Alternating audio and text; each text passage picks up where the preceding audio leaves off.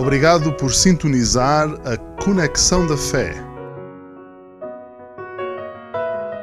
o programa em que o ajudamos a conectar-se com Deus. Olá, amigas, olá, amigos. Este é o vosso programa Conexão da Fé e é tão bom estar convosco para falar sobre as coisas de Deus. Neste programa procuramos de uma forma muito simples ligar-nos com Deus. E isso é possível através da leitura atenta da sua palavra. Deus não nos deixou sem instruções, Deus não nos deixou sem direção, Deus deixou-nos um mapa perfeito. Temos toda a vontade de Deus,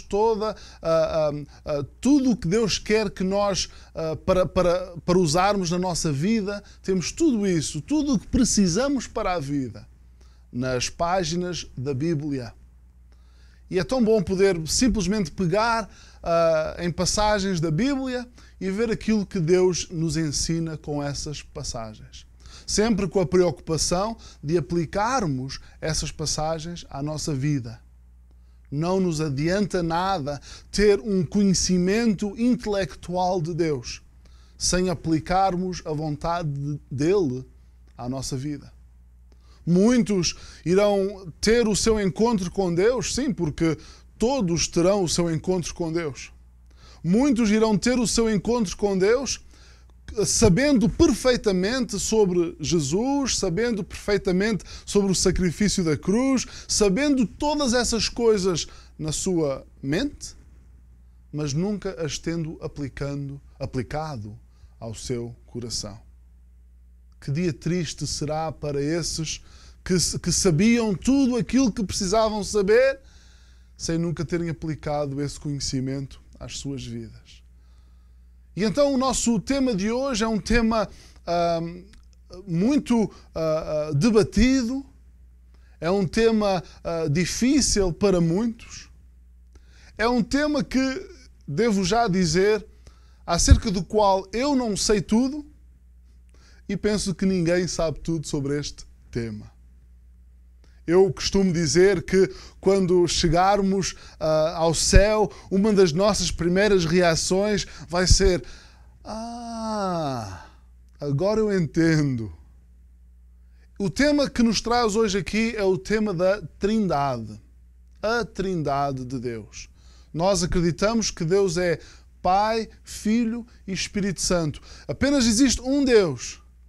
A Bíblia diz, no livro de 1 João, capítulo 5, versículo 7, diz: porque três são os que testificam no céu, o Pai, a Palavra e o Espírito Santo.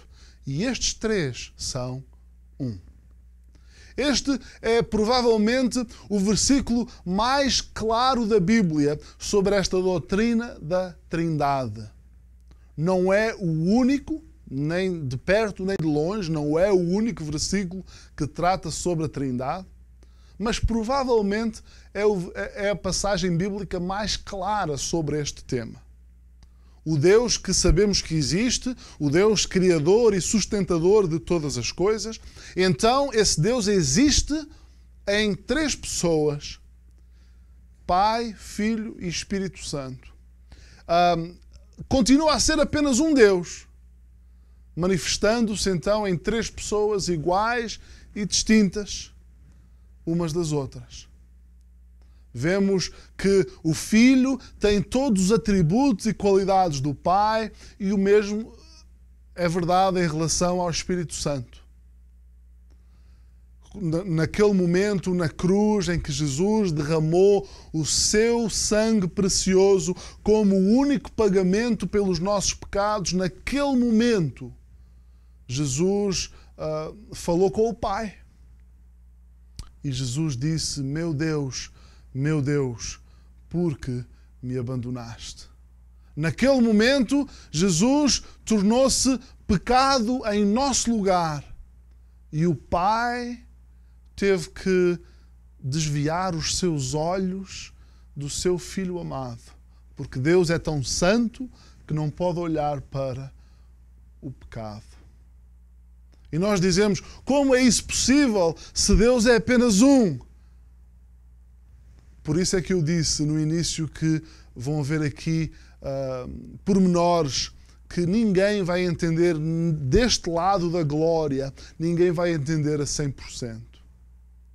Sabemos, isto sim, sabemos sem sombra de dúvida, que a Trindade é uma realidade, é ensinada claramente nas Escrituras. E a Trindade não existe por nada. A Trindade não tem uma existência vazia. Primeira coisa que queria que nós víssemos é que existe então um ministério da Trindade.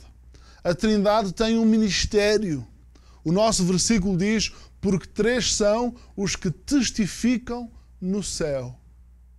E então temos um trabalho de testificação que o Pai, Filho e Espírito Santo fazem no céu.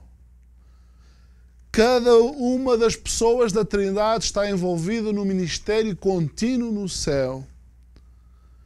O céu, aprendemos aqui então, é um lugar de serviço a Deus. Todos os que estão no céu, todas as pessoas, todos os anjos, todos os que estão no céu prestam serviço e dão glória a Deus. O céu não é um lugar vazio de significação. O céu não é um lugar vazio de ministério.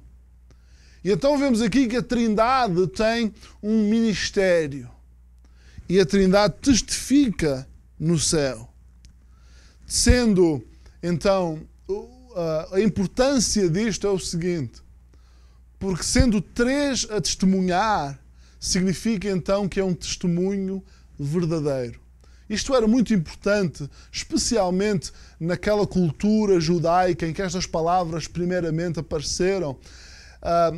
Este pormenor era muito importante. Havendo 2 ou mais testemunhas, o testemunho passa a ser verdadeiro. Nunca um caso era aceite contra ou a favor de alguém com apenas uma testemunha. Mas temos então o Pai, o Filho e o Espírito Santo envolvidos no trabalho de testificação. Já agora, o Espírito Santo muitas vezes é ensinado como sendo apenas uma força impessoal. Vemos ao longo de toda a Bíblia que isso não é verdade. O Espírito Santo é uma pessoa que tem os seus próprios atributos e características. A Bíblia ensina que é possível entristecer o Espírito Santo. A Bíblia ensina que é possível mentir ao Espírito Santo. A Bíblia ensina que o Espírito Santo escolhe e envia pessoas para o serviço cristão. E aqui aprendemos nesta passagem que o Espírito Santo testifica. É uma das testemunhas que estão no céu. Existe um caso, praticamente um caso de tribunal a acontecer no céu constantemente, aprendemos na Bíblia. Nós aprendemos no livro de Jó que o nosso inimigo, o diabo, é também chamado o nosso acusador.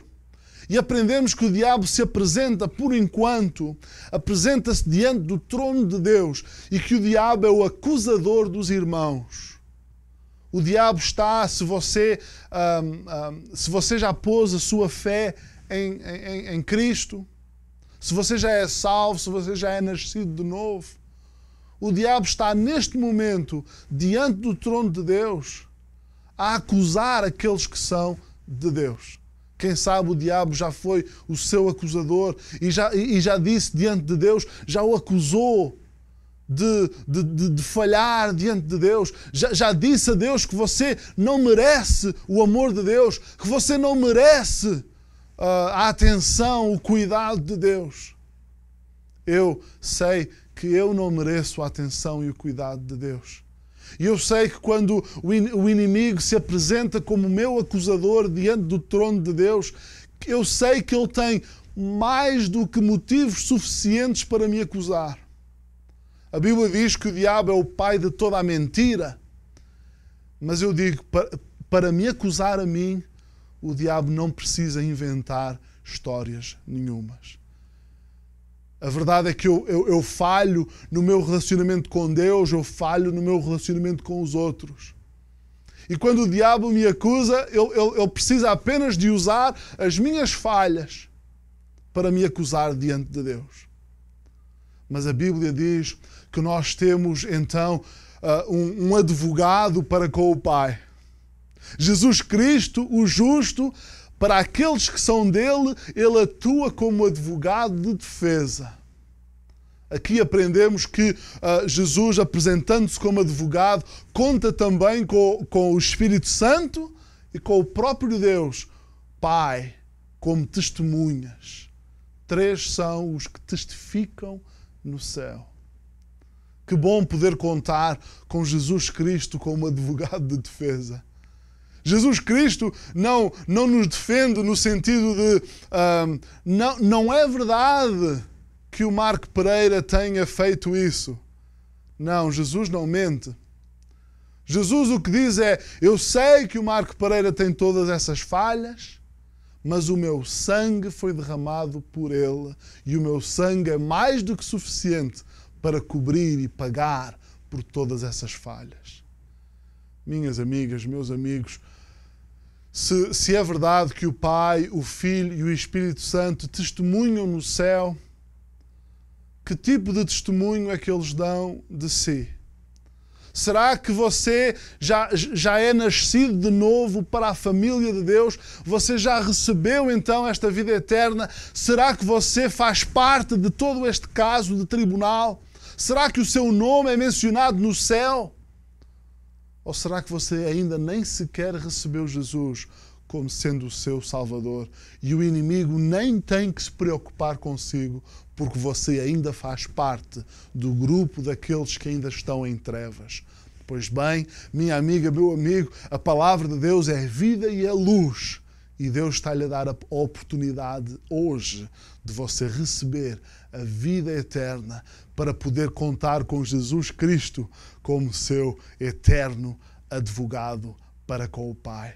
Para que a Trindade no céu, o Pai, o Filho e o Espírito Santo, possam testificar positivamente de que você já pertence à família de Deus.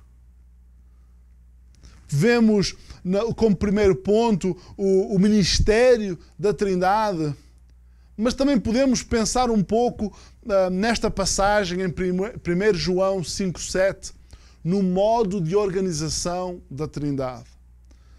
Este versículo diz claramente: porque 3 são os que testificam no céu. E depois dá-nos os nomes das 3 pessoas da Trindade nesta ordem: o Pai, a Palavra e o Espírito Santo. Não devemos ter dúvidas que a Palavra é o Senhor Jesus Cristo. O Evangelho de João, o mesmo que escreve também 1 João, o Evangelho de João começa com as palavras: no princípio era o Verbo, e o Verbo estava com Deus, e o Verbo era Deus. O Verbo é a eterna palavra de Deus.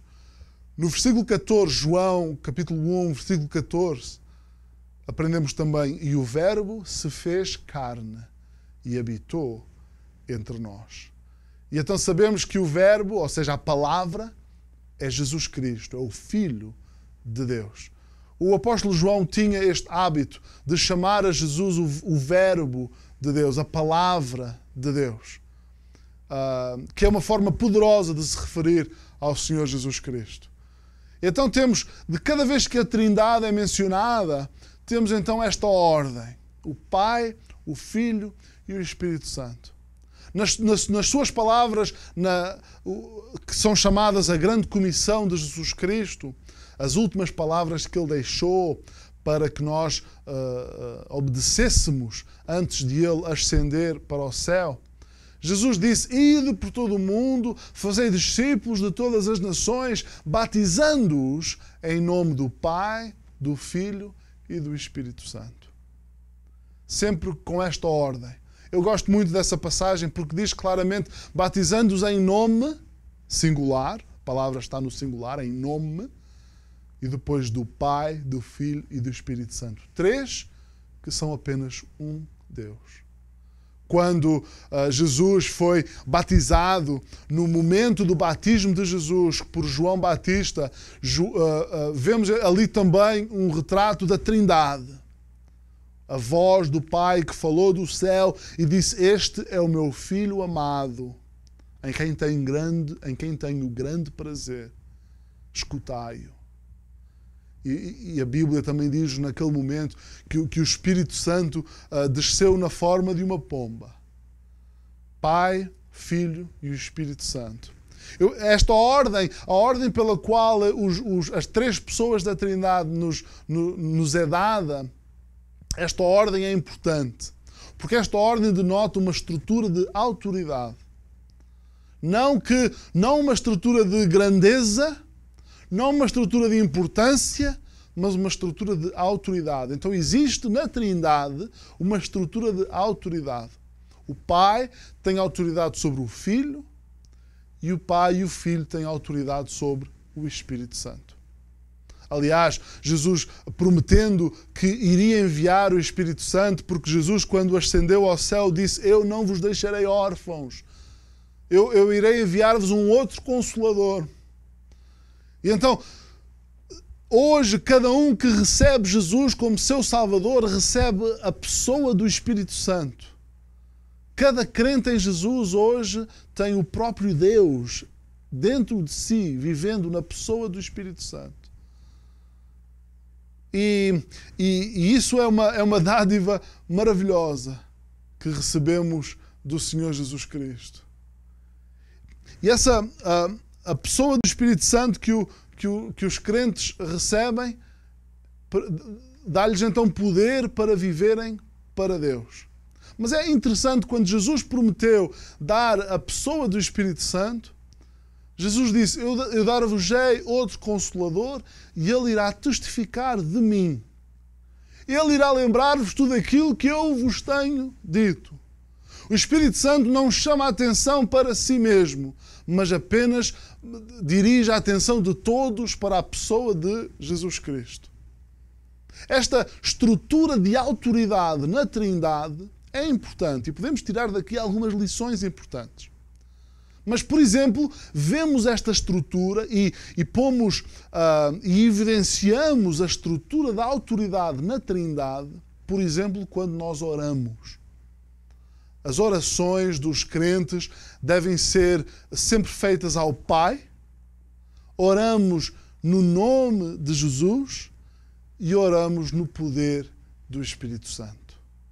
Eu gosto de quando cantamos nas nossas igrejas, quando cantamos em nossas casas, músicas que falam sobre a pessoa de Jesus Cristo. Todo o nosso louvor, toda a nossa gratidão deve ser dirigida para Jesus Cristo. Nas nossas orações, oramos sempre ao Pai e temos o hábito de terminar as nossas orações dizendo em nome de Jesus. Essa é uma frase com grande significado. E não devemos dizer em nome de Jesus no final das nossas orações apenas por um hábito religioso. Devemos estar conscientes que quando oramos em nome de Jesus, oramos ao Pai neste poderoso nome, estamos a dizer tudo aquilo que eu te disse, Pai. Todas as petições que eu coloquei diante do teu trono. Tudo aquilo que foi colocado nesta oração, eu creio que é da vontade de Jesus. Eu creio que Jesus concorda com isto que eu estou a orar nesta oração. E esta oração é feita no poder do Espírito Santo. Então, nós acreditamos e ao vermos a estrutura da autoridade da Trindade, vemos que, porventura, será incorreto fazer oração ao Espírito Santo. Fazer oração sem ser uma oração ao Pai no nome de Jesus. Porque o Espírito Santo nunca busca atenção para si mesmo, o Espírito Santo quer voltar todas as atenções para o Senhor Jesus Cristo. devemos então aplicar à nossa vida esta ideia de respeito à autoridade. Esta ideia de submissão à autoridade superior. Isto é uma lição que nós aprendemos na própria Trindade e que podemos e devemos aplicar às nossas vidas. Todos nós temos nas nossas vidas algum tipo de autoridade. Deus certificou-se que todos nós tínhamos algum tipo de autoridade em nossas vidas. Deus certificou-se disso. Para uma criança está, por exemplo, debaixo da autoridade dos seus pais. Uma criança está, por exemplo, debaixo da autoridade dos seus professores. Um adulto está debaixo da autoridade do seu patrão. Um membro de uma igreja está, para os assuntos espirituais, está, biblicamente falando, debaixo da autoridade do seu pastor. Todos nós devemos estar e respeitar a autoridade dos governos. A Bíblia diz que não há nenhum governo humano que exista que não seja ordenado por Deus.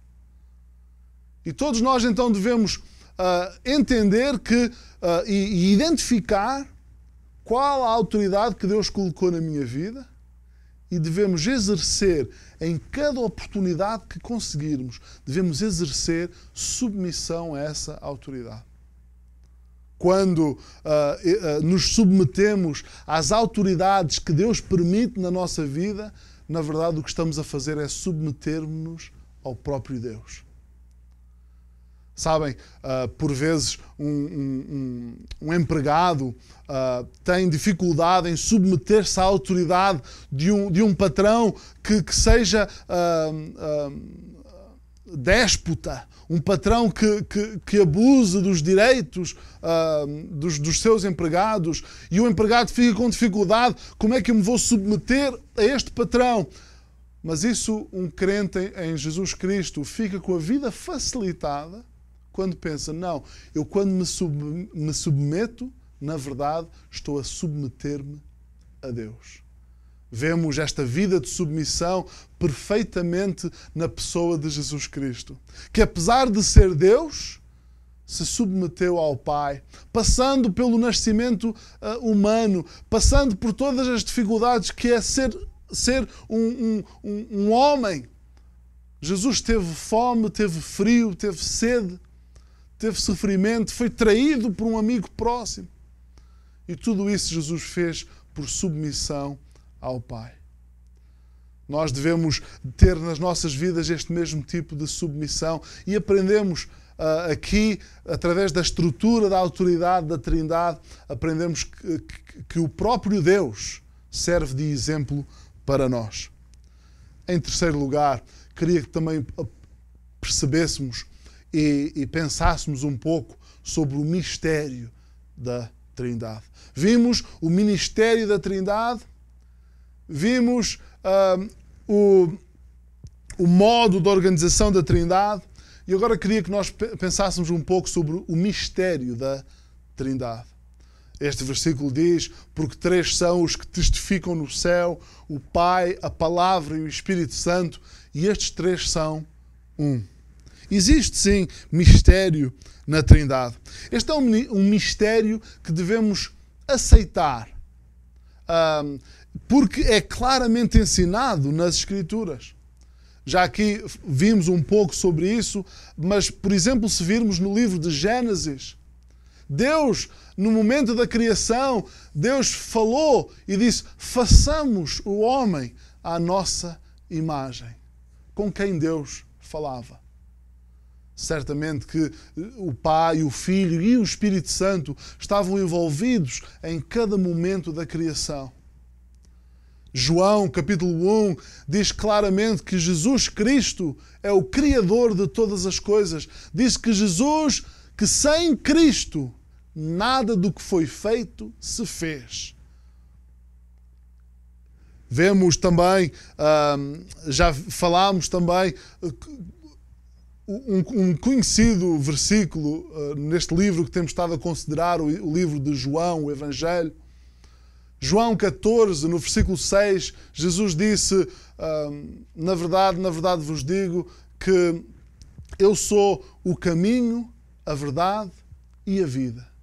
Ninguém vem ao Pai senão por mim. Acho muito interessante esta passagem e a forma como Jesus fala, porque Jesus diz, ninguém vem ao Pai senão por mim.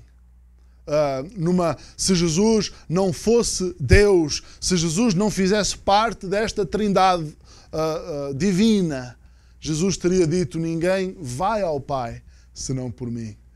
Mas Jesus tem uma comunhão tão íntima com o Pai, muito mais íntima do que nós conseguimos imaginar. Jesus tem uma comunhão o suficiente para dizer, ninguém vem ao Pai senão por mim, porque o próprio Jesus é Deus. Apenas existe um Deus, e isto é importante nós sabermos porque é ensinado vez após vez nas Escrituras. Apenas existe um Deus, mas esse Deus manifesta-se em 3 pessoas iguais e distintas. Sabem, não há problema nenhum em nós admitirmos que nós não entendemos alguma coisa. A verdade é que existem muitas mais coisas nesta vida, existem muitas mais coisas em tudo aquilo que nós somos que nós não entendemos. Por vezes gostamos de nos fazer fortes e gostamos de deixar passar uma imagem de que nós temos tudo sob controle e de que nós entendemos perfeitamente todas as coisas. A Trindade é algo que é claramente ensinado e que claramente nós não entendemos.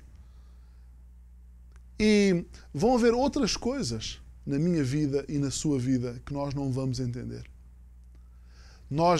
Deus ensina-nos claramente a nós aquilo que nós devemos sim entender, que é essencial, que é fundamental que entendamos.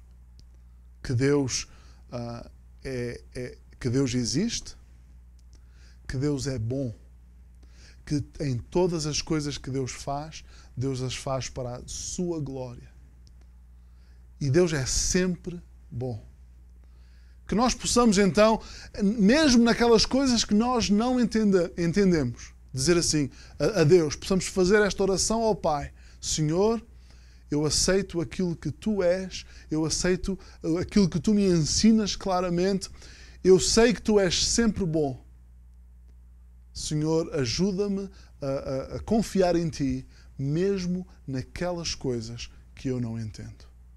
A minha oração é que todos possamos continuar a confiar em Deus em todos os momentos da nossa vida.